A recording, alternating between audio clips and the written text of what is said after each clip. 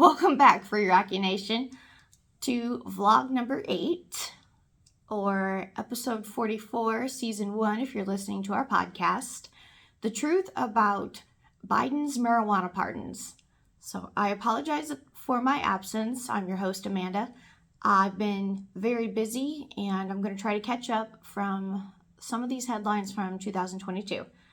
So let's talk about the first headline from October 6th, 2022, Biden's marijuana pardons. WhiteHouse.gov quotes Biden as saying, quote, "I, Joseph R. Biden Jr., do hereby grant a full, complete, and unconditional pardon to 1.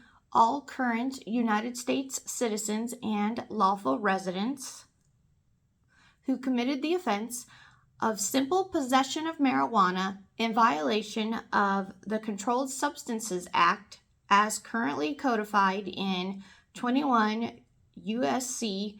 844 and as previously codified elsewhere in the United States Code or in violation of D.C. Code 48-904.01 subsection D, paragraph 1. On or before the date of this proclamation, regardless of whether they have been charged with or prosecuted for this offense on or before the date of this proclamation.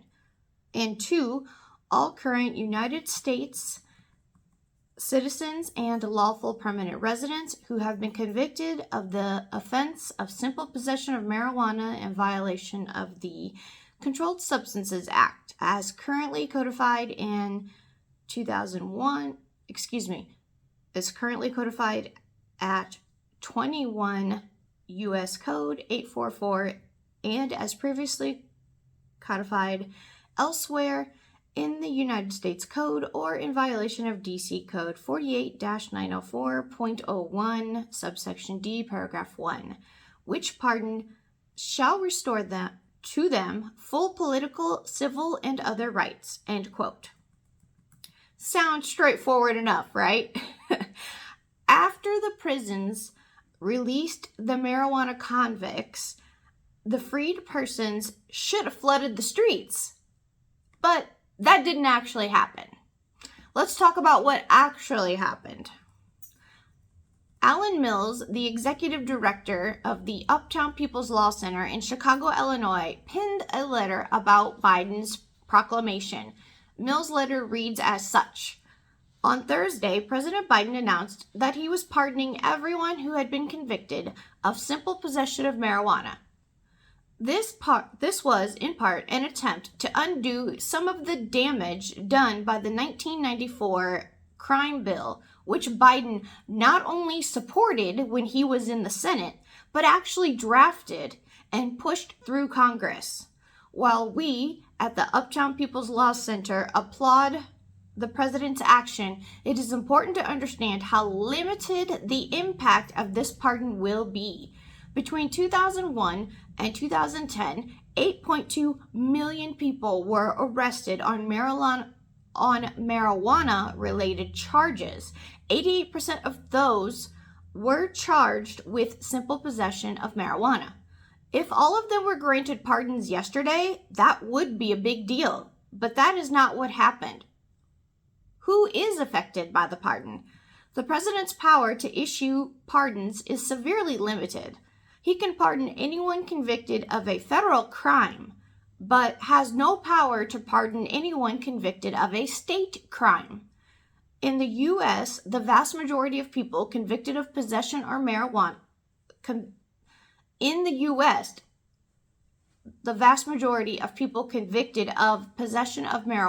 are convicted under state law, not federal law. In fact, the White House admitted that there is currently no one in federal prison for simple marijuana possession. Therefore, President Biden's action will not free anyone from prison at all. However, it is not an empty gesture. According to the White House, about 6,500 people have been convicted of possession of marijuana under federal law since 1992. all of them will all now have their convictions legally removed from their records.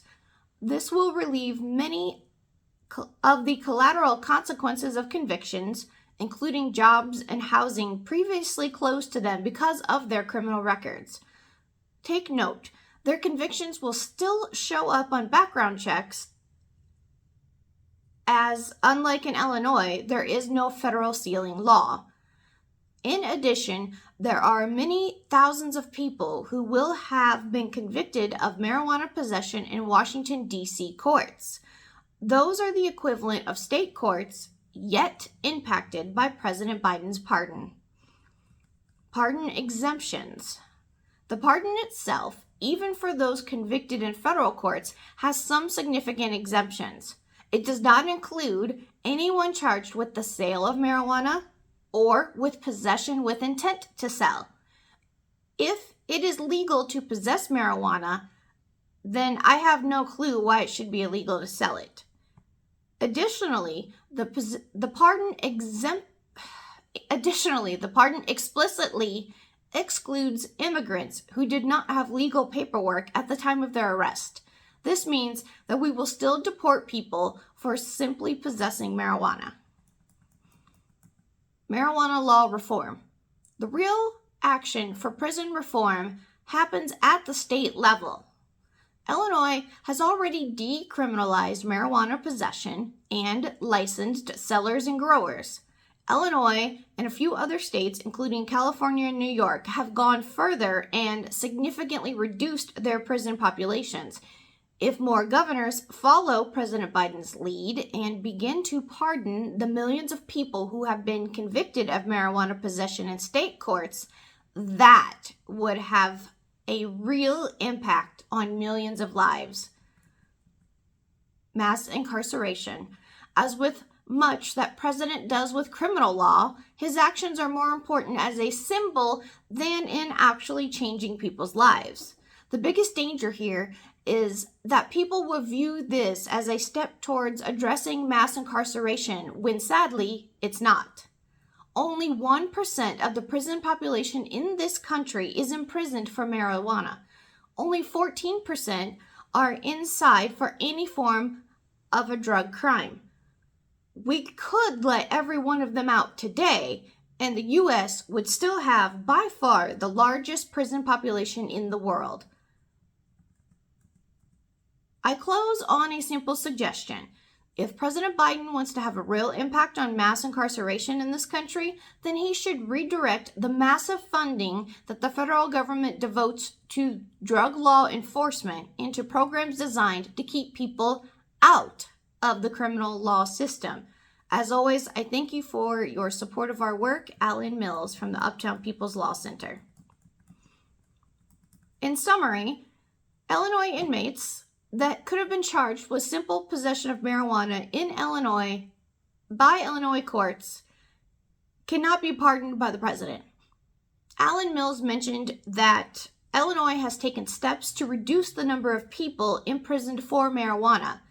According to IllinoisPolicy.org, people convicted for possession of under 30 grams of marijuana prior to legalization will have their records referred to the State Prisoners Review Board and then to Governor J.B. Pritzker for a pardon as long as those convictions were not associated with a violent crime. If the governor grants the pardon, the Illinois Attorney General would then seek expungement.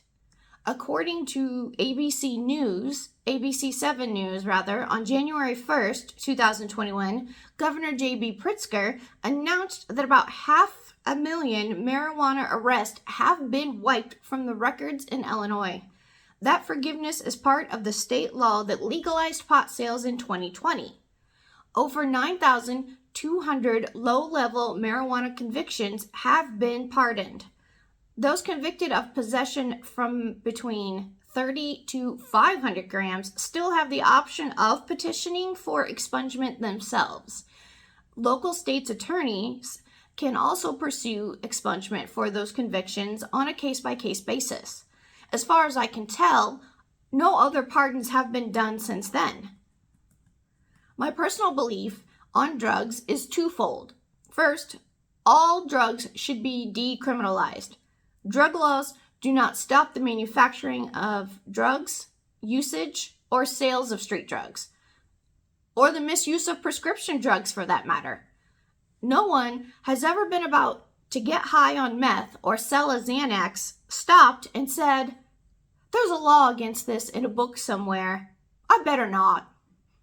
What drugs you put into your body are none of my business. Second, criminalizing drugs simply makes the drugs